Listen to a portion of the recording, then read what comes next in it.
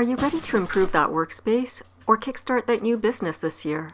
Then this Husky Workbench assembly tutorial is just what you need. As someone who loves DIY projects, we've learned that instructions don't always cut it. That's where our experience with the Husky Workbench comes in handy. We've got some tips to make your assembly smoother and quicker so you can avoid some of the pitfalls that we ran into. Color outside the lines.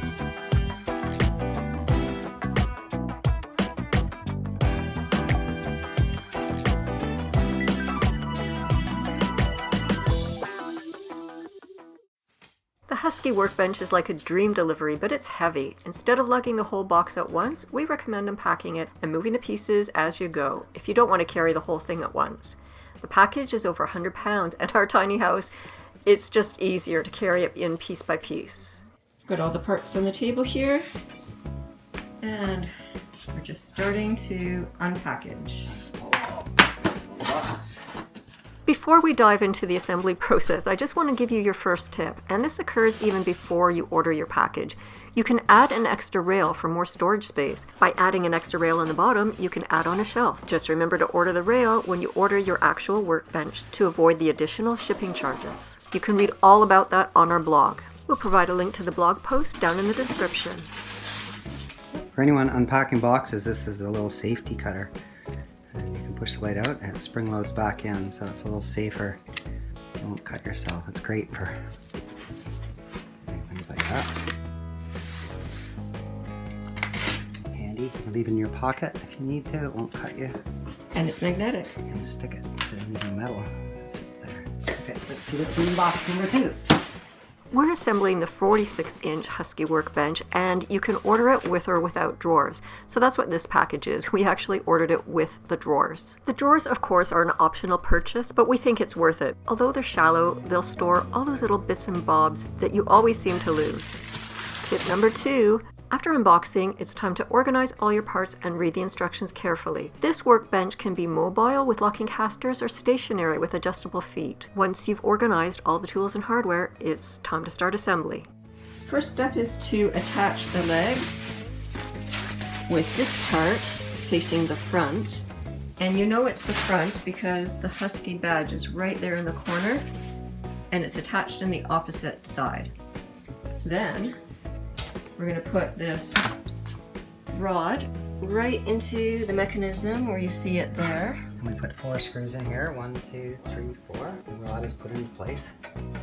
The end of the rod is hexagonal and it fits into this on either end. It fits around this. Next step is to get 4 screws and we're going to put the other leg in. You've got to make sure that the rod clicks in before we screw this down. Line it up. It's a little difficult. We were finding it hard to line up, so I did what the instructions said not to do, and I don't suggest you do this, but it worked for us. We inserted the hand crank and gave it just the tiniest turn. Now when you do this, it can put one leg out of alignment with the other. We were very careful just to turn it ever so slightly, just to line it up enough to insert the rod on the other side. We made the mistake of screwing in the leg, but you don't want to do that just yet, so watch and learn. This is the next piece to go on, and you're using, how many screws? 18 screws. 18? You can see all the spots. 1, 2, 3, 4, 5, 6 on both ends, that's 12. 13, 14, 15, 16, 17, 18. So it's locking everything together. So we're going to drop this on carefully. That's scratching anything if you can. Try as we might, we couldn't fit it in without scratching the metal surface, so we had to back off the screws so that there was additional slack. So here's a tip for you. To get this long rail in, we actually had to loosen off these screws. And then once the screws are out, we slide it back in. As you do this step to provide more slack, be sure that the rod doesn't accidentally slip out. And we put our 4 screws back in. It's pretty tight. There we go. This is where counting out the screws really comes in handy. So we know that we've got 18 screws and we're just going to place them and then hand tighten. We're just going to start all these until we get them all in and make sure everything lines up. You're not going to want to tighten them right away because you need some wiggle room. That way you can make sure the holes are all lined up before anything gets tightened. We do have an electric screwdriver, but I prefer to do all these by hand. You don't want to accidentally strip any of the threads. And that's what they suggest in the instructions too. It takes a little bit of time, but you can see we're not tightening all the way, just part way. I don't have a screwdriver, but I'm just getting them started by placing them in the holes and twisting them a bit, and then my husband's going to come along with the screwdriver and tighten them just to finger tight. So we did count out 18 screws, so we're done when the screws are gone. I'm going to hand you these. Now we're going to start tightening them all up. Time to use these bolts to attach the rail, and you have a choice. You can put it in the middle or in the back. As we mentioned earlier, you can order a second rail, and that way you can add a shelf on the bottom. So we're going to add one in the middle and at the back because they supply holes for both. It's a good idea to order the rail at the same time as the workbench because that way you won't incur 2 shipping charges. A little tight squeeze, but I'm going to put one on that side and one on the other side to hold this up before I try and tighten it. They provide a wrench to tighten it, so we're just going to get it finger tight for now. Yeah. And that'll bring in the legs too. Yeah. Suck it up. Pull the leg in and keep doing them up. Okay, let's see how the wrench fits. This works fine. If you had a socket wrench, you could use that. It might be a little quicker. But this is fine. It's nice that they provide it though. Not everybody has wrenches. No, that's great. You just had to have your own screwdriver. You didn't supply the screwdriver. Okay, these two I can tighten up. Okay.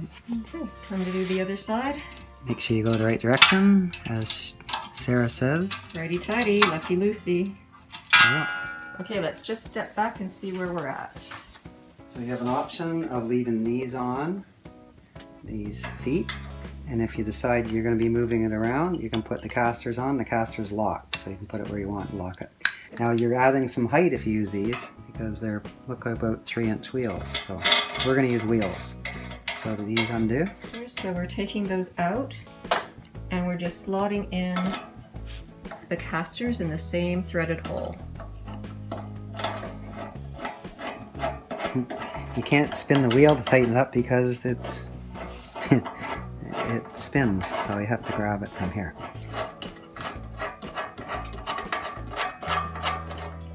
This wrench they supplied, the smaller end does up these 4 bolts here, and the larger end fits onto here for your wheel.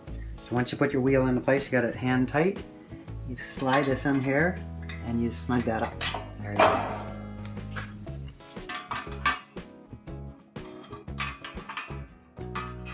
Put that on there. You can spin this part by hand.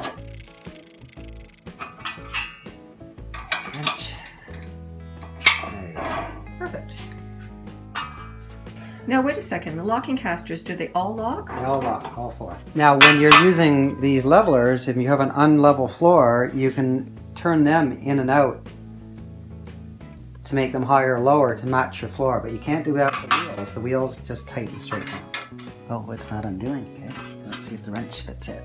It's a little too tight. Oh. Yeah. This wrench also fits the levelers if you need to loosen or tighten them. Last caster going in. There we go. Next step is to put on the drawers, and we have to find the side panels, and they're packed in this little box right here. Of course, if you don't have drawers, you're finished at this point and you can just stand it right up. Side panels already have these rails attached onto them, and they slide out that way, so obviously that's going to be the front of your... So that's the left side. Okay, so 1, 2. This panel here, this is the front of the desk. You're going to want your drawers coming out the front, and then there's 3 screw holes, 1, 2, 3. You're going to slide this over here, line that up, and put your 3 screws in. 1 there. Just do it. Just start them in there. Don't tight than that. And the third one goes on the end right there.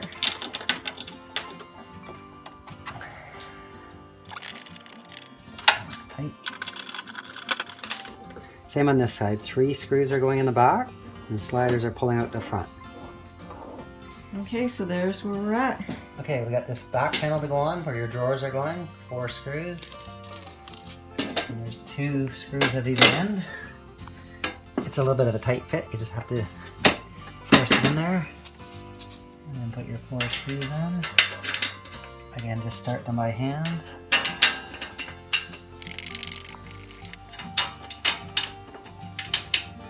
Okay, those are tight. It's time for the front panel to go on, and as you can see, there's a channel here, a nice side out. Like Channel that. facing in. Look at the end, line up the holes. Put a screw right in there. And you can tighten this one right up. There's only 1 screw at the other end. Same thing at this end. Again, a little awkward long screwdriver, but it's gonna work. Okay, that's tight. Front rail is on, side panels, back panel. As you can see, there's only 1 lower rail on the bottom right now, but we are going to be adding 2. We've got all our casters, and we're ready to write it. So this is going to take 2 people, so camera's going off. I think, how did this go on? Just slip in? Yeah, We're gonna leave this off while we lift it up because we don't want to accidentally exactly. damage this. So take that off. It's in its upright position. We just want to show you that at the lowest position, it's 29 inches here. If it's too high for you and you're not going to be moving it around, you can put the levelers back on and it drops a couple inches. It all depends on your preferences. If you do leave the leveling feet on, then you have a 26-inch height at the minimum. Whereas with the casters, it's 29 inches because the casters add 3 inches to the height. We're ready for the drawers, and we've got the cardboard on top so we don't scratch anything.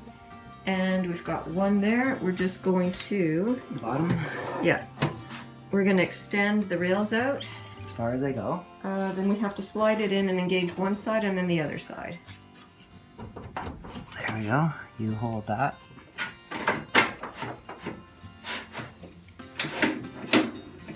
Okay, now push it all the way in.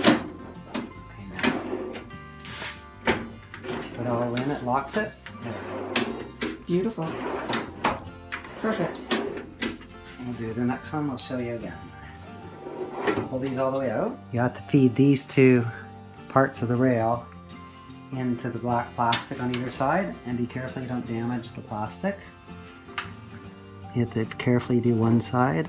Easier with 2 people. And then the second side at the same time.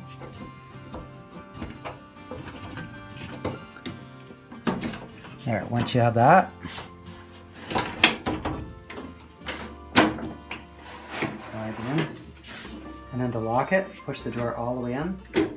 Here, a little bump, lock. Now if you ever want to release these and take the drawers out, you see this little latch here? Yeah. You're going to push that one down and the other one up. They're opposites. You push that down, that up, and now see your drawer's unlocked. You can take it out. You might want to remove one of the drawers if you need more leg space. There, now it's locked in again. So that's how we remove a drawer. Perfect. Now these drawers are awesome because I can get my rulers in there and some tools. They're not very deep. They're only, this one it looks like you can get about 1 3/4 inches height in there. And this one,